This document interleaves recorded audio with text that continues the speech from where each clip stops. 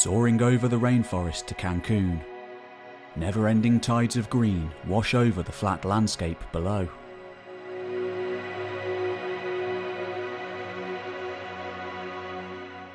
It's easy to see why the Yucatan Peninsula remained so little explored until only relatively recently.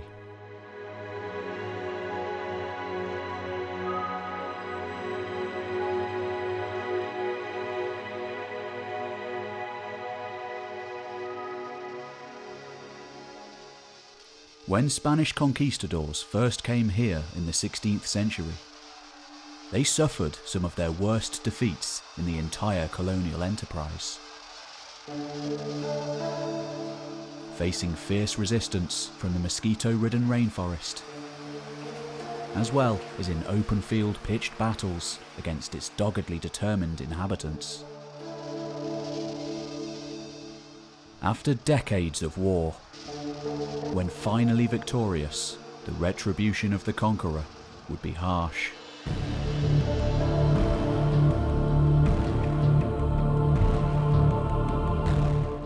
The great Maya city of Tihu would be dismantled. Its pyramids rebuilt as cathedrals in the new colonial city of Merida.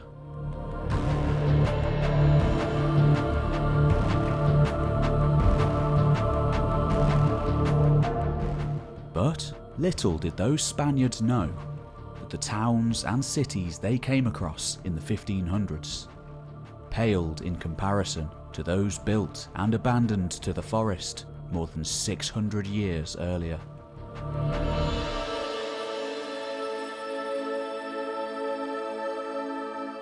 For the 16th century Maya lived in a much reduced world when compared to their mighty ancestors.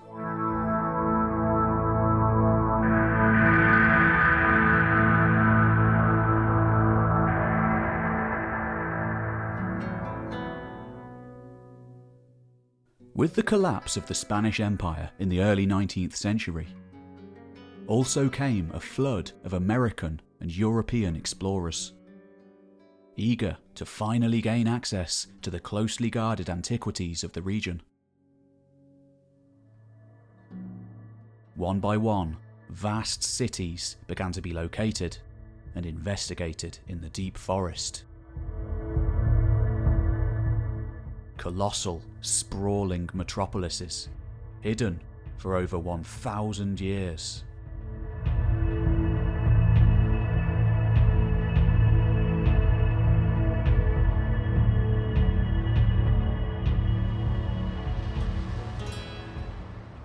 Just a few hours' drive from the modern city of Playa del Carmen, perched on the edge of the green expanse.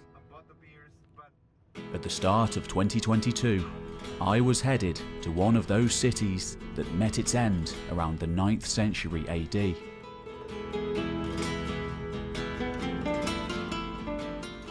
At the closing of the era archaeologists now call the classic Maya.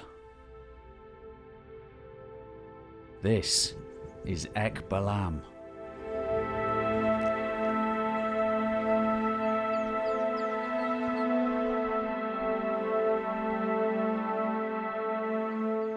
Cleared of woodland today, and with a respectable car park and visitors centre, the ruins are easily accessible and astonishing to behold.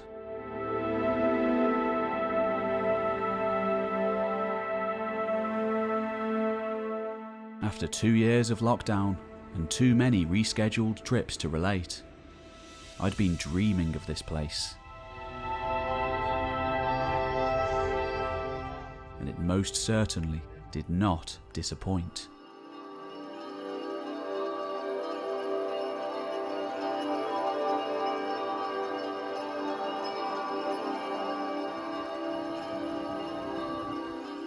As I ascend my first Mayan building complex, once the crowning achievement of a philosopher-emperor, whose astronomers and scientists sought to unlock the mysteries of the world. From this elevated academy of learning, The views stretch out for miles around. Still largely untouched wilderness today. I can see why it took the modern world so long to find these places.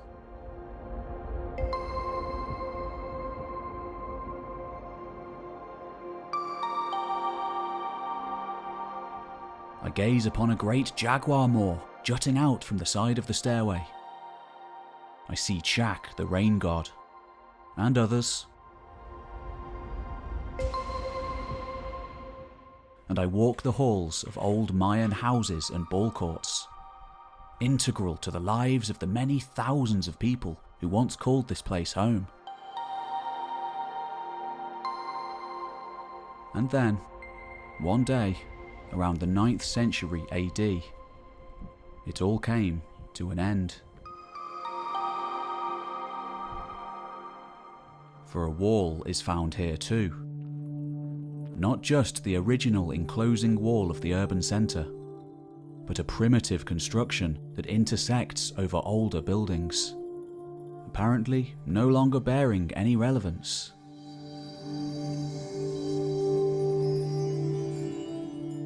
For some reason, strict urban planning could no longer be adhered to by the builders of this wall, suggesting a fearful time of change, when old routes to allies and neighbouring cities were no longer viable, irrelevant in the face of some unprecedented catastrophe which seems to have ended all of the major cities of the classic Maya world in relatively quick succession. Yet, unlike in the southern lands, some semblance of urban life did cling on here, on the far northern periphery of the Maya world.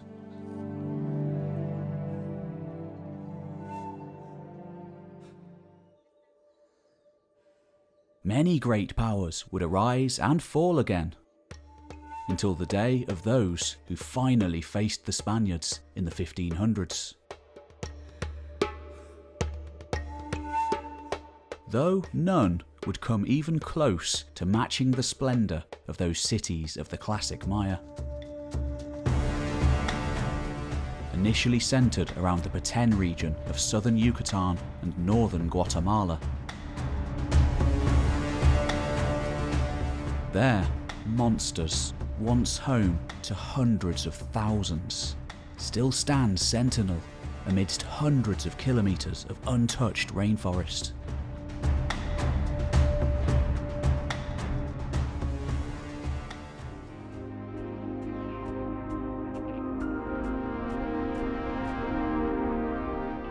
It will take many weeks, with many cities and national borders along the way.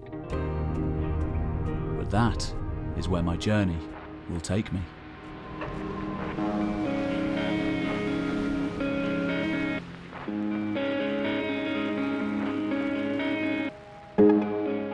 I'm Pete Kelly from History Time.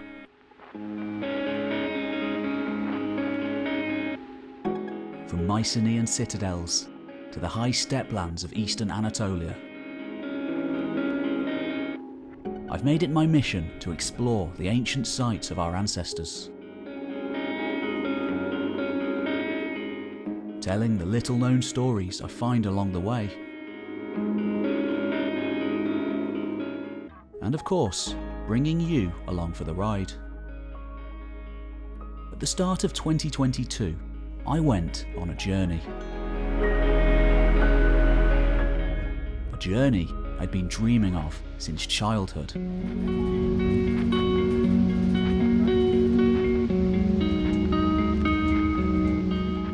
To the mighty ruins of the Yucatan Peninsula and Guatemala beyond.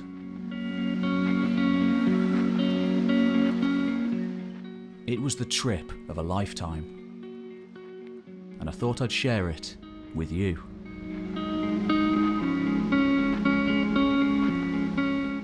Let's go.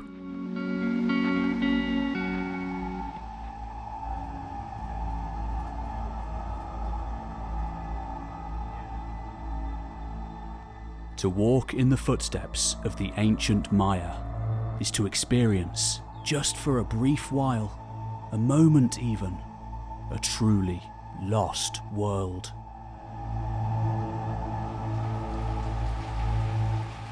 Though, of course, millions of Maya still live in these lands today, reviving and continuing the old ways of their people. The very moment their ancestors came into contact with Europeans was one in which their very ways were to be changed forever. Alien new ideas and ways of being, making their way to lands cut off from the outer world since the days of the last ice age.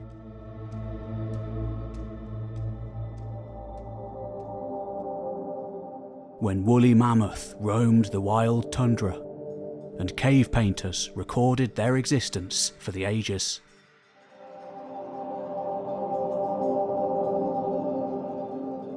For since the melting of the ice, well over 10,000 years ago, the Americas and Eurasia had been two separate worlds.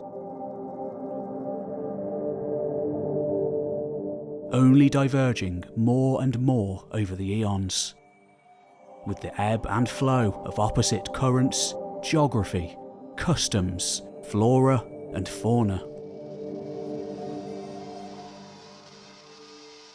But then, in the 16th century, with the closing of the gap, only one worldview could triumph. Usually with an ounce of mercy, though very often by the sword. The Mayans weren't converted to Christianity as such, but converted themselves to the new system. And once they were able to syncretize many of their beliefs and the veneration of ancestors and spirits with the ways of the Christians, they would never be the same again. And of that world that came before, when days began at sunset, and gods walked the twilight hours between terrestrial world and the next, and of the vibrant, rich way the old people looked at reality, suffused with spirits and divine essence. We can say much with speculation, very little definitively.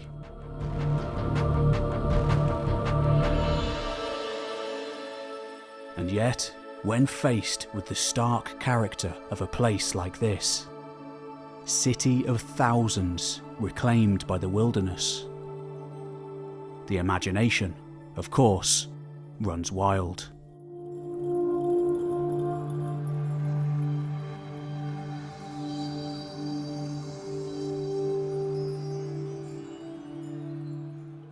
Today, to walk in the tree-lined streets of a site like Balam, one could be forgiven for assuming that not a great deal of excavation has been carried out here. Tree-coated hills rising up from the forest edge, trimming the fringe of cleared plazas and temple structures.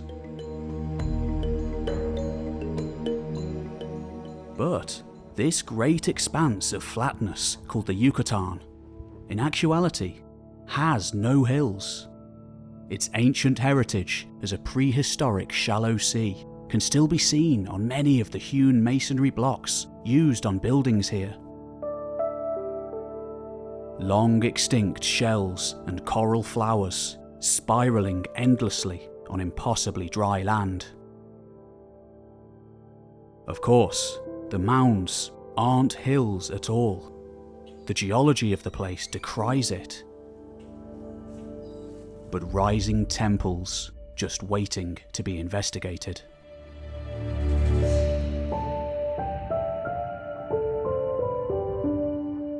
When the very first researchers moved in the 1800s, almost the entire city looked like this. Slowly given back to the forest. And though in the fields of archaeology and history, a movement has been made in recent decades away from a focus on so-called great men, particularly the enshrinement of an archaeological site with one famous individual, as opposed to wider changes brought about by many.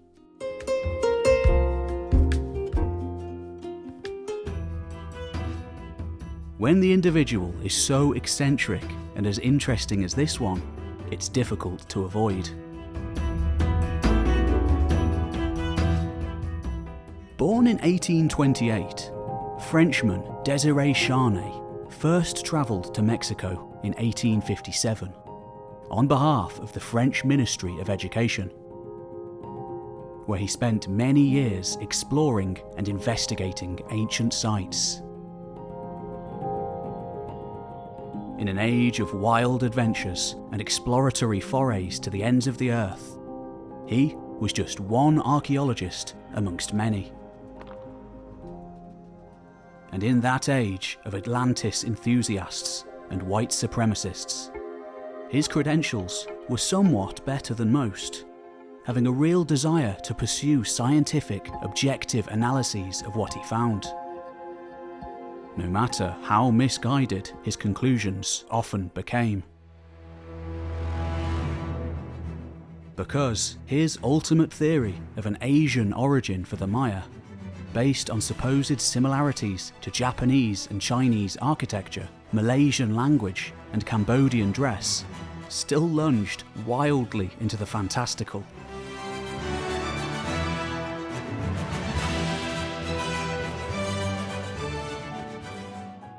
But in an age before decipherment of the Maya script, a little like the Indus Valley civilization today, and before much was known at all about the society of the Maya, Desiree Chanay was working in the dark.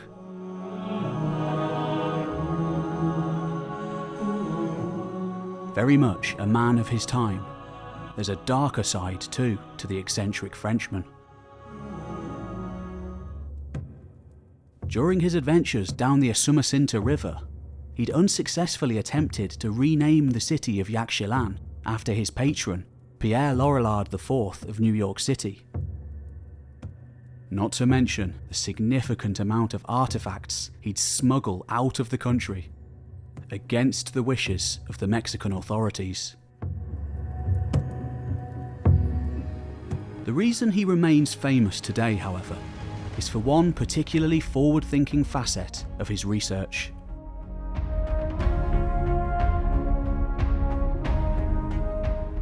For the first time in history, Desiree Chanay would extensively photograph Mayan cities. And when published in 1882, the effect was nothing short of revolutionary. Bringing these majestic sights from the fantastical to reality. One of those cities was Balam.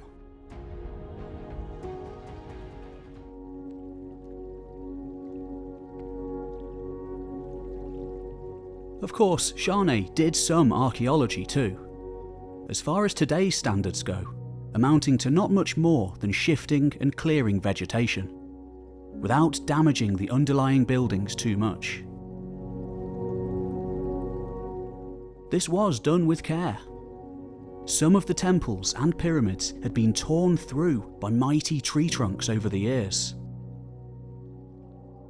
ripped from the inside by powerfully hewn vines. After Chanay, it would be close to another 100 years before archaeologists returned.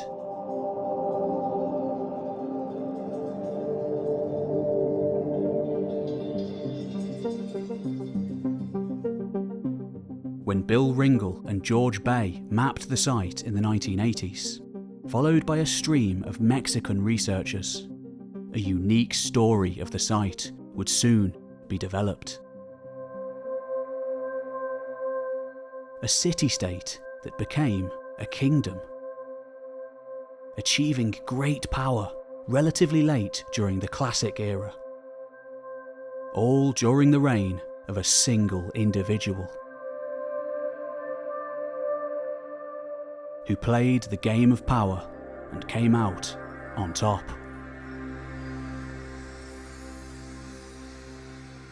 A so-called great man of history, perhaps.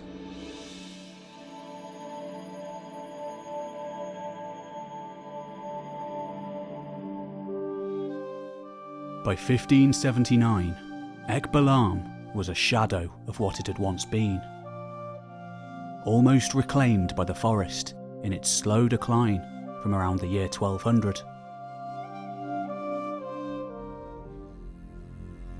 And yet, a few hardy individuals did survive, squatting in the ruins of the ancients, of late in service to new overlords. In that year, an official governmental inquiry by the new Spanish colonial administration placed the ruins, along with the surrounding villages, as the property of a certain Juan Gutierrez, given to him by the state to administer. And in this document, we get far more than merely the goings-on in contemporary New Spain.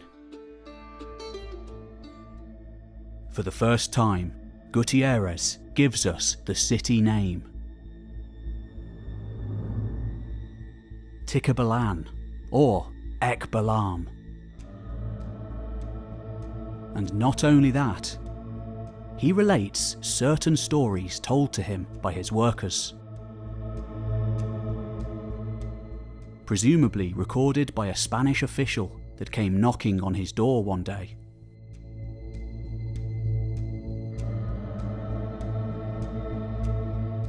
Long ago, the place had been founded by a ruler named Balam, so they said.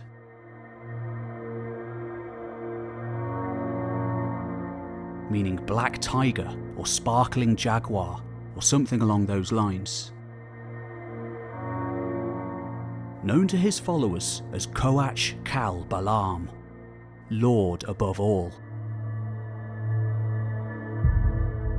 He'd come from the east long ago, perhaps from somewhere along the Caribbean coast, to make the city powerful. And after a reign of some 40 years, wherein a great kingdom was formed, he was assassinated by enemies.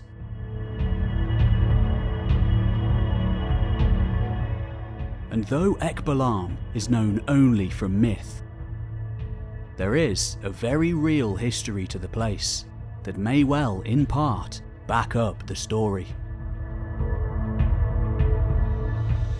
For while that name is known from other classical cities, perhaps as a semi-common name for the time, the city of Balam holds a special significance today in terms of the sheer amount and readability of its preserved inscriptions.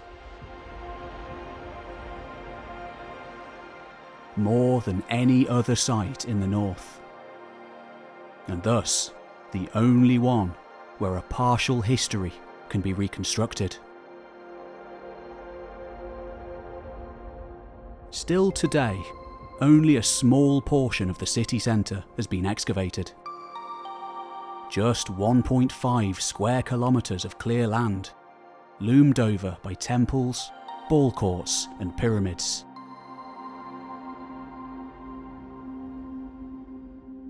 Within an estimated overall cityscape of around 15 kilometres. At its height, home to around 18,000 people. Though a number of completely unexcavated large buildings still lie under the forest floor, under shrub and copses of trees, the most impressive building at the site is the Acropolis.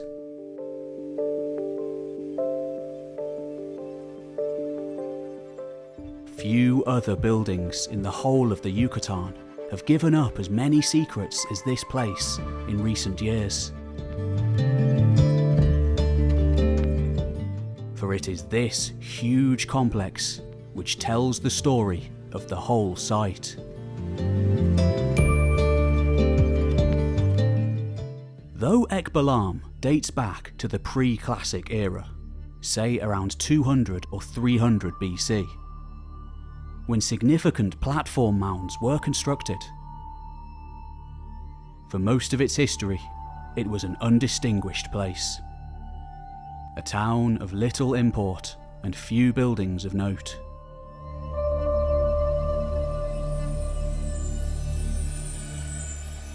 From around 700 AD, however, a very different period was ushered in.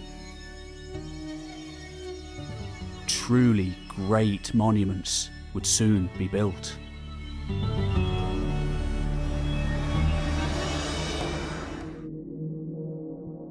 Today categorised as part of the late Yumkab ceramic complex, which dominated architecture and pottery all throughout the region from around 750 AD until 1050. From around 770 AD onwards, the heyday of the city would really begin.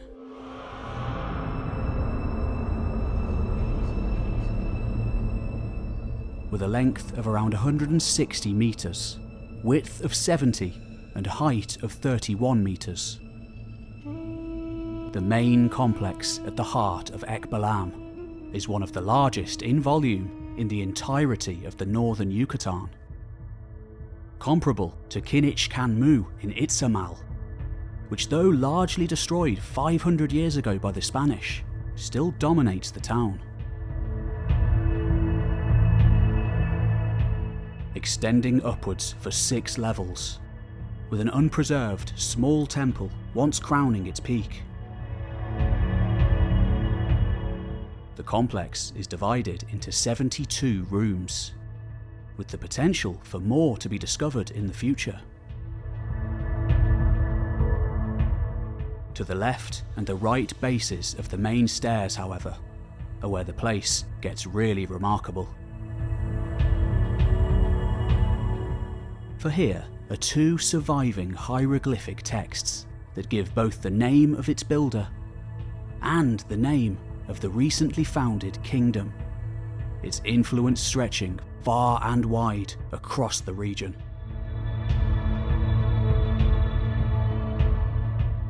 This was the city of Yucatan-Peninsula, the ruler of Taylal, who ruled from around 770 to 802 AD, and potentially a decade or 2 longer. Quite simply, this was a golden age, attested by the archaeology.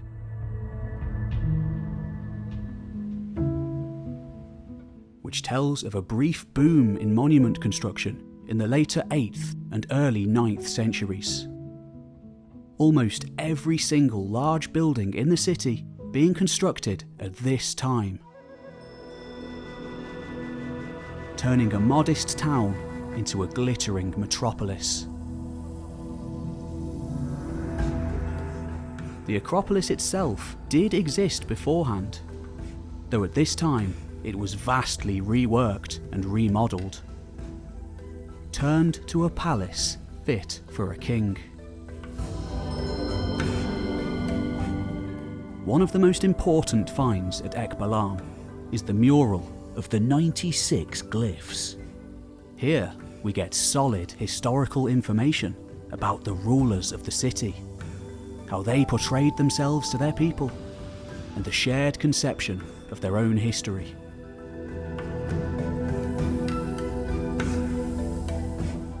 In a land where almost no inscriptions survive, it is invaluable for the entire peninsula.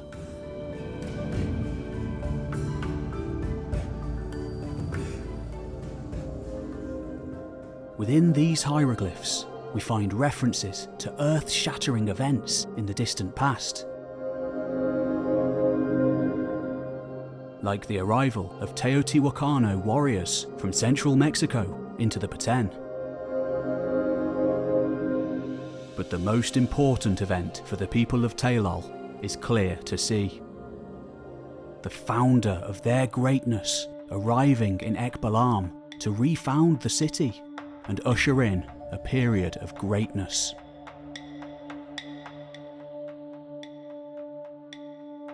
Like had happened at Tikal and Copan long before, with the great refounders of their dynasties coming in from lands far away.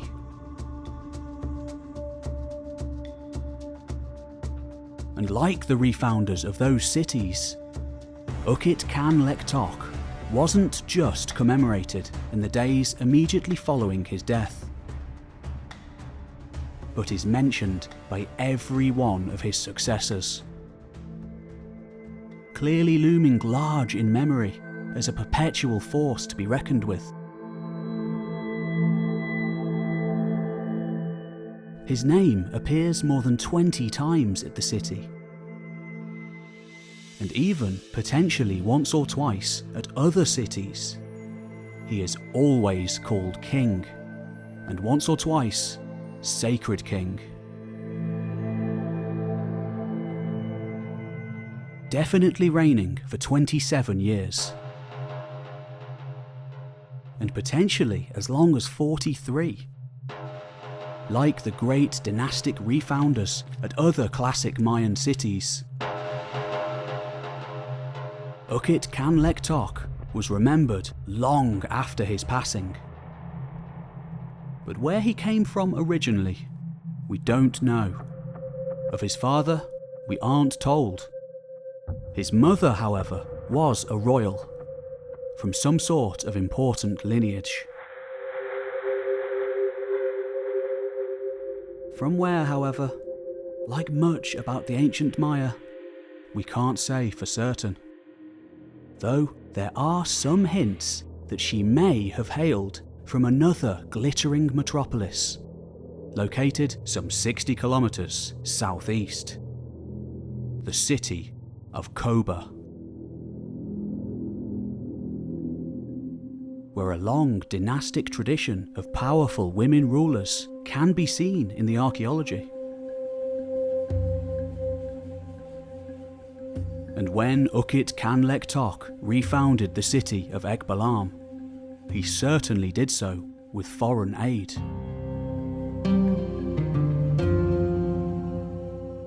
King Chak Jutu Chanek, his erstwhile ally and fellow king, had also arrived at the city in 770.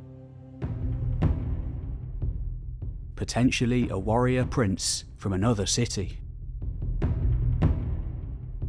Ultimately, Yucatan Peninsula was given a tomb of such splendour, the likes of which had never before been seen north of the city of Calakmul.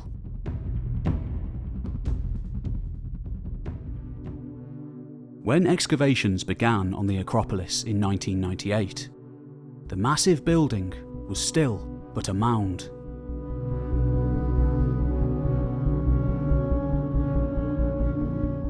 Soon enough though, as trees were cleared, one of the great stories of the Maya could finally be told. At first, a great snake mouth or monster gate, perhaps of jaguar teeth, was uncovered. Of an immaculate state of preservation. During the life of Yucatan Peninsula, this had been an administrative centre. A throne room, sometimes known as the White House of Learning. And when he died, it would become his tomb. For buried in the side of the pyramid were found the mortal remains of that great king, accompanied by an ornate array of grave goods, to accompany him on his journey to the next world. 21 ceramic vessels and more than 7,000 pieces of jewellery, of shell, pyrite, bone, pearl, metal and jade. One particularly interesting piece is this golden frog. Interestingly, when examined, the jaw of the king was shown to have been severely deformed, undoubtedly leading to an unusual appearance. This sculpture of him, personifying the maize god, seems to take this into account. Yet, obviously a charismatic ruler who achieved vast amounts in his reign, Ukit Canlectoc didn't let his physical abnormality affect him. And by the time of his death, he may well have ruled over a significant kingdom stretching across North Yucatan. The account derived from the archaeology has obvious parallels with the story of Balam, recalled hundreds of years later by the peasantry.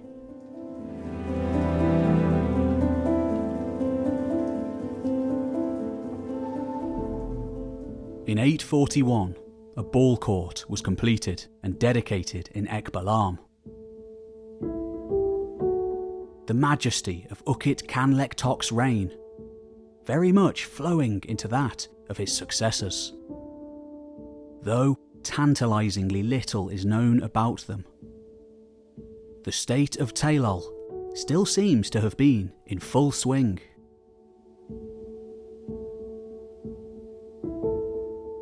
Something entirely new having been started by that founder, never before seen in the city. Ka'an Bob Tok, known in dedications given in 814, was probably the great king's direct successor. Perhaps a son, though we don't know for sure. And by 830, Ukit Job Akul was enthroned, shown in a few carvings from the site.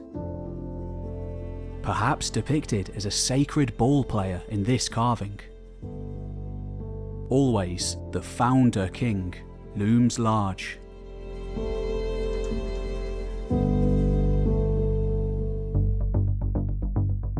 Finally, we have an inscription of another king, Kinich Junpik Tok-Ku, ruling from around 840 to 870, though his comes not from Balam, but a neighbouring city, another rising power, that of Chichen Itza.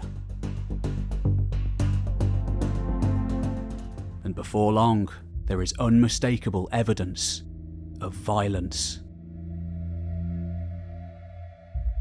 Balam is surrounded by two concentric walls. 5 processional streets enclosed within have so far been identified. And other smaller walls have also been found snaking their way through the city. Though some may be partly ceremonial, there is good evidence that the outer barricade at least would have been used for defence. At Chichen Itza, a wall painting in the warrior temple shows an attack of Mayan warriors on a city surrounded by a ring wall. The name of the place is not given, but based on the imagery and what we know of the archaeology and history of the early post-classic, it could very well have been Balam.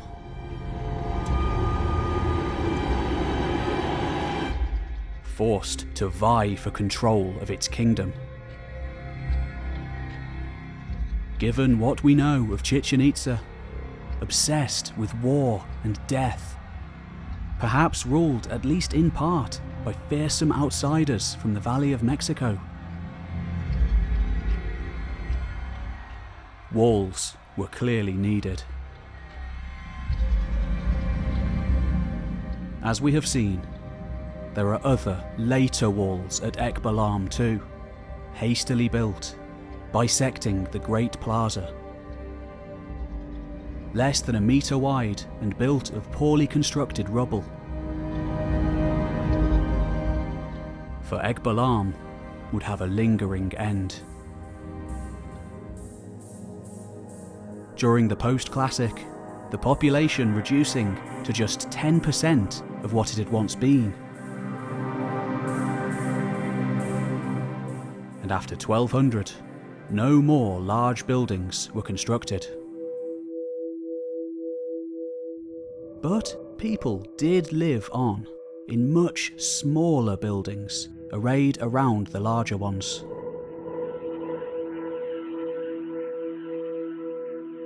By the 1440s, the Kupul dynasty took charge of the region, ruling over a principality including Chichen Itza too.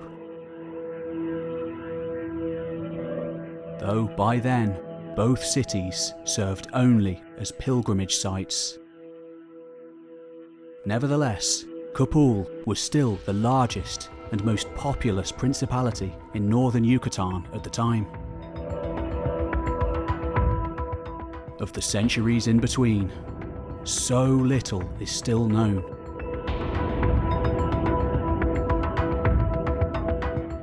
But there are many other cities we can investigate to flesh out the tale.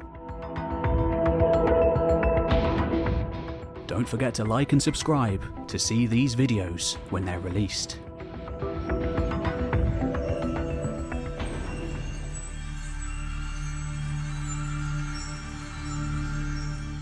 As always, when leaving an ancient city, I get the distinct feeling I'm really only scratching the surface of the majesties and mysteries still waiting to be found. Much more archaeology is waiting to be carried out here.